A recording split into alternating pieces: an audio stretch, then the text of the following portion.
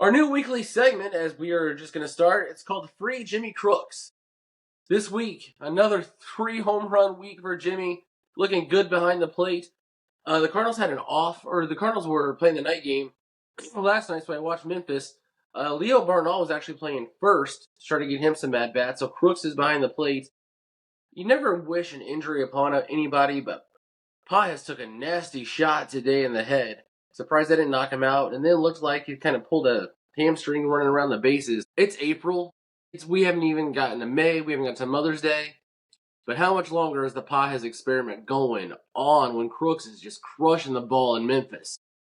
I think one of the announcers is always called. It might be Claiborne.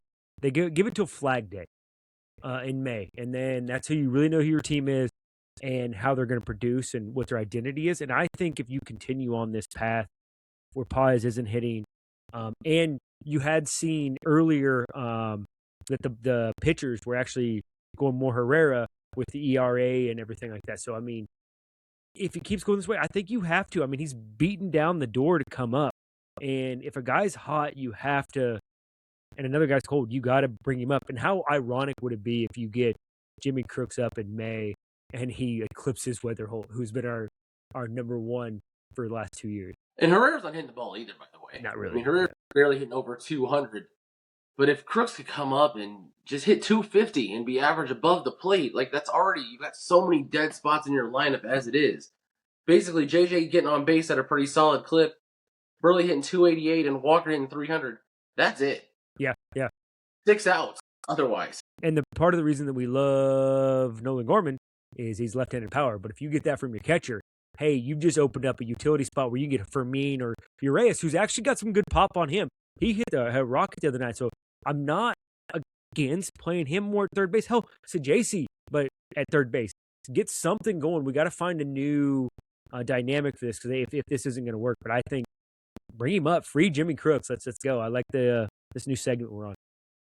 And we'll do it every single week until he is called up. Live look in today's game. It is the top of the 8th. Jordan Walker is at bat currently. Just took his time out. Trying to pull it up. It's 1-2. Fouled it off. I'm pretty excited. A sweep against Houston, who's also kind of struggled. Their pitching has been atrocious when you kind of look at how they've gone. Libby's looked great today. I don't know how much of the game you watch. I'm probably out in the pool because that's where you are every time I try to talk to you. Libby's looked solid. I'm just kind of surprised me. He doesn't have a win yet. Yeah, I think I said to you the other day he's probably going to go 7-9 because it's going to be one of those years where he doesn't get the run support until they pull him out of the game, and then Cardinals come back from behind and win, but he only gives up 2 to 3 runs every outing. I think he's looking good.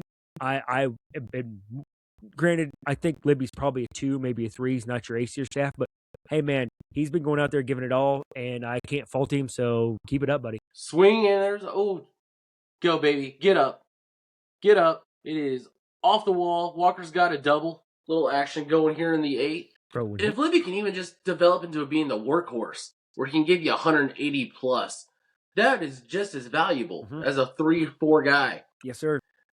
When you look at, kind of it transitions great to our next topic, the broken Dickie Fitz.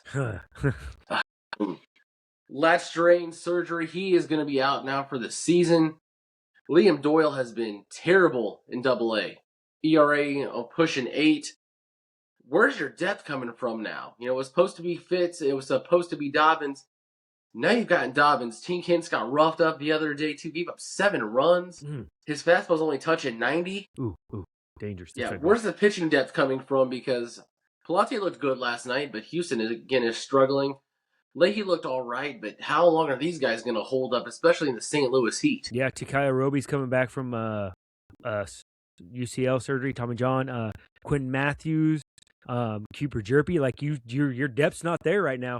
And that's a lot of what they traded for early on in the offseason, was trying to get depth in this pitching staff to help us out in invent this situation. And I think they were hoping that everybody in the AAA would stay healthy and would come on. I don't know where it's going to come from. I think you're probably going to see, if Newbart comes back, gets healthy, or shows he's healthy, I think he's going to be moved for pitching depth in your minor leagues too.